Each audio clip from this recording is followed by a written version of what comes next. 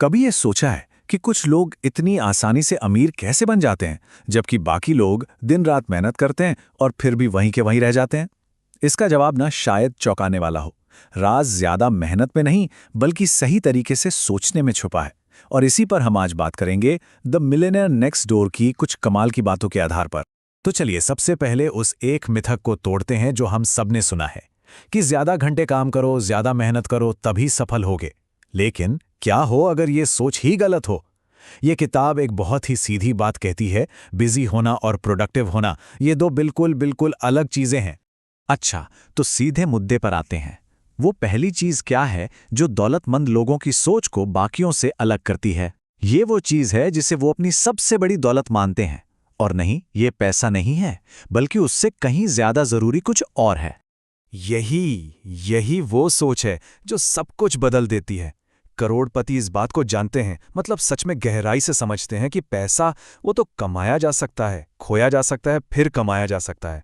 पर समय एक बार गया तो गया, वो कभी लौट कर नहीं आता। और बस ये एक बात सब कुछ बदल देती है।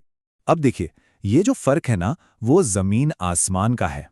एक तरफ करोड़पति हैं जो समय को कैसे देखते हैं, एक ऐसी चीज जो लिमिटेड है, बहुत कीमती है और जिसे दोबारा नहीं पाया जा सकता। उनके लिए हर मिनट की वैल्यू है। और दूसरी तरफ आम सोच क्या है? अरे टाइम ही टाइम है, चलो टाइम पास करते हैं, टाइम खर्च करते हैं, जैसे ये कभी खत्म ही नहीं होगा। और यही सोच, यही छोटा सा फर्क तय करता है कि कोई अपना 1 घंटा कहाँ लगा रहा है।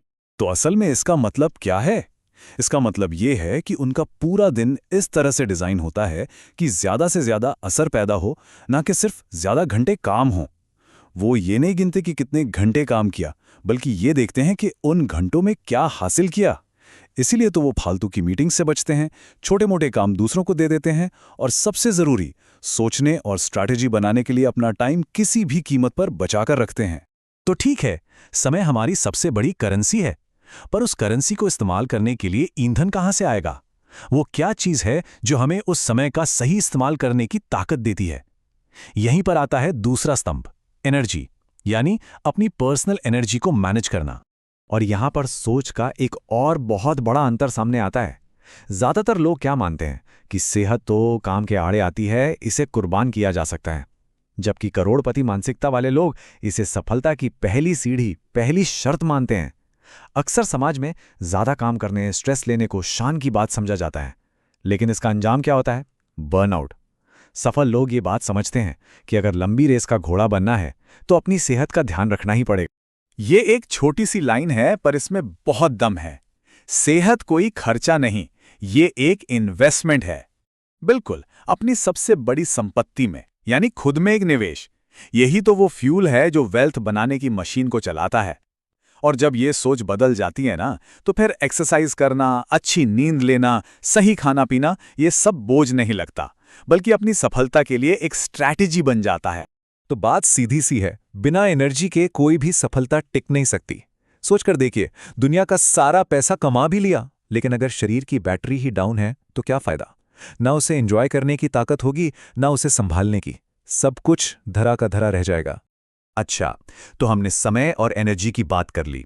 अब आते हैं एक और कमाल की आदत पर। ये सुनने में शायद थोड़ा अजीब लगे, लेकिन दौलत बनाने का राज चीजों को हां कहने में नहीं, बल्कि न कहने में छिपा है।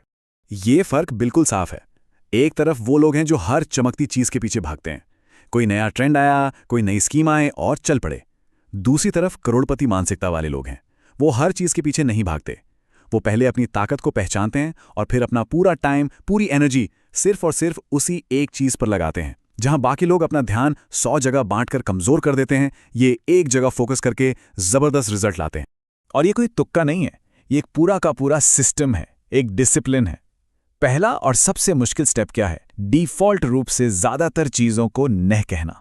मतलब कोई भी मौका आए तो पहली सोच नहीं की होनी चाहिए। ऐसा करने से ही वो मेंटल स्पेस मिलता है कि सिर्फ सबसे बेस्ट मौकों पर फोकस किया जा सके, और बाकी सब कुछ जो भी ध्यान भटकाए उसे बेरहमी से हटा दिया जाता है। और इसका नतीजा कमाल का होता है। ये बिल्कुल कंपाउंडिंग की तरह काम करता है। जैसे पैसे पर ब्याज मिलता है और पैसा बढ़ता जाता है, वैसे ही जब फोकस एक जगह लगता है तो उसके रिजल्ट्स भी समय के साथ कई गुना, मतलब एक्सपोनेंशियली बढ़ते हैं। तो हमने समय, एनर्जी और फोकस की बात की। अब आखिरी और सबसे जरूरी चीज पर आते हैं। वो एक सोच जो इन तीनों को आपस में जोड़ती है। ये सोच है लंबे समय की।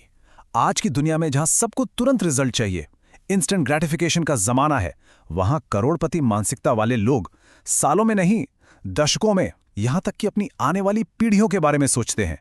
और जब कोई इतना लंबा सोचता है तो उसके आज के फैसले, उसके आज के काम, सब कुछ अपने आप बदल जाते हैं। और इस लंबी सोच को बनाए रखने के लिए वो एक फिल्टर का इस्तेमाल करते हैं। सिर्फ 2 सवाल। कोई भी फैसला लेने से पहले वो खुद से पूछते हैं। पहला, क्या ये मेरे लॉन्ग टर्म गोल्स से मेल खाता है? और दूसरा, क्या आज से 10 साल बाद इस चीज का कोई मतलब होगा? ये 2 सवाल छोटे-मोटे फायदों को दरकिनार कर बड़े और लंबे समय तक टिकने वाले फायदों पर ध्यान लगाने में मदद करते हैं। और यहीं पर हमारे लिए एक बहुत शक्तिशाली सवाल छूट जाता है। एक ऐसा सवाल जिसे हर कोई अपने छोटे बड़े फैसलों में इस्तेमाल कर सकता है। अगली बार जब भी कोई दुविधा हो तो बस एक पल रुककर खुद से ये पूछना है, क्या ये चीज़ आज से 10 साल बाद भी कोई मायने रखेगी? इसका जवाब शायद चौंका दे और शायद एक ज़्यादा बेहतर भविष्य की तरफ ले जाए।